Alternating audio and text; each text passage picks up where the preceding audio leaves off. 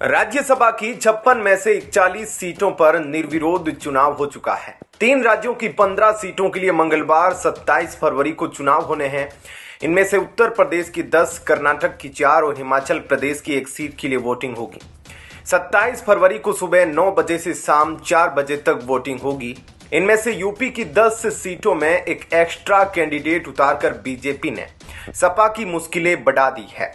राज्यसभा चुनाव में बीजेपी को जहां 8वें उम्मीदवार को जिताने के लिए 19 वोटों की जरूरत है, वहीं सपा को अपने तीसरे कैंडिडेट के लिए 1 वोट की दरकार है, जो बीजेपी में क्रॉस वोटिंग से संभव हो सकता है। हालांकि सपा को अपने अंदर ही क्रॉस वोटिंग का खतरा है। यूपी की 10 राज्यसभा सीटों पर कुल 11 उम्मीदवार चुनाव मैदान में हैं।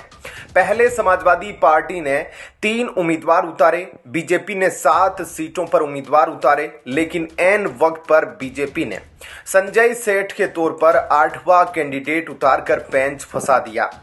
जया बच्चन, रामजी लाल सुमन और आलोक रंजन समाजवादी पार्टी के उम्मीदवार हैं। बीजेपी ने 8वें उम्मीदवार के तौर पर संजय सेठ पर दांव खेला है। उत्तर प्रदेश में विधानसभा में कुल 403 विधायक है, लेकिन वर्तमान में 4 सीट खाली है। ऐसे में वर्तमान विधायकों की संख्या 399 हो जाती है। इनमें से भी 3 विधायक जेल में बंद है। तब यह संख्या घटकर 396 हो जाती है। एक राज्यसभा सदस्य को जीतने के लिए 37 विधायकों के वोट की जरूरत पड़ेगी।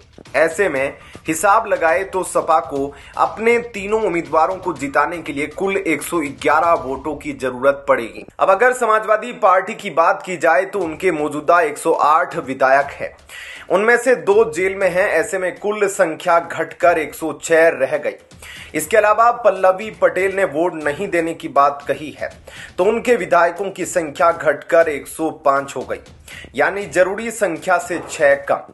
अब कांग्रेस के साथ सीटों के बंटवारे के बाद इसमें अगर कांग्रेस के 2 विधायक जोड़ ले तो यह संख्या 107 हो जाती है। ऐसे में सपा को कुल 3 सीट जीतने के लिए 111 वोटों की जरूरत पड़ेगी। दूसरी ओर सपा को क्रॉस वोटिंग का भी डर है, क्योंकि उसके 10 विधायकों के बीजेपी के संपर्क में होने का दावा किया जा रहा है। सपा अध्यक्ष अखिलेश यादव की ओर से बुलाई गई मीटिंग में राकेश पांडे, अभय सिंह, राकेश सिंह, मनोज पांडे, विनोद चतुर्वेदी, महाराजी प्रजापति, पूजा पाल और पल्लवी पटेल नहीं पहुंचे।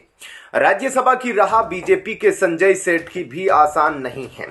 एनडीए के 17 सरप्लस वोट मिलने के बावजूद उन्हें जीतने के लिए 20 वोट और चाहिए।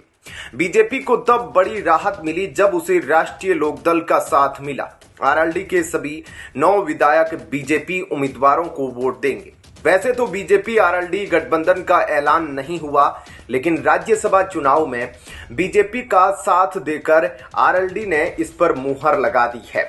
राज्यसभा चुनाव में हर एक वोट कितना कीमती है, इस बात का अंदाजा सिर्फ इससे लगाया जा सकता है कि 2 विधायकों वाली राजा भैया की पार्टी जनसत्ता दल का वोट पाने के लिए मुख्य विपक्षी दल समाजवादी पार्टी हो या फिर सत्ताधारी बीजेपी, दोनों ने एड़ी चोटी का जोर लगाया हुआ है। हालांकि राजा भैया की पार्टी ने ऐलान कर दिया है कि उनका वोट बीजेपी के पक्ष में जाएगा।